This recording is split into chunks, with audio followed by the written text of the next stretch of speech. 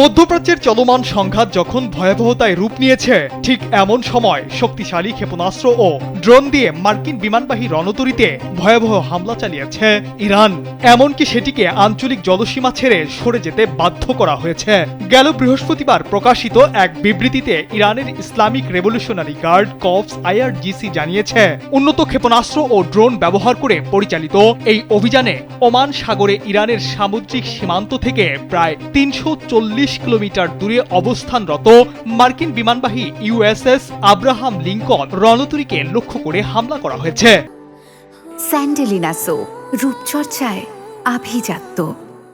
IRGCর তথ্য অনুযায়ী হামলার পর বিমানবাহী রণতরীটি এবং এর সঙ্গে থাকা স্ট্রাইক গ্রুপ দ্রুতগতিতে এলাকা ত্যাগ করেছেন।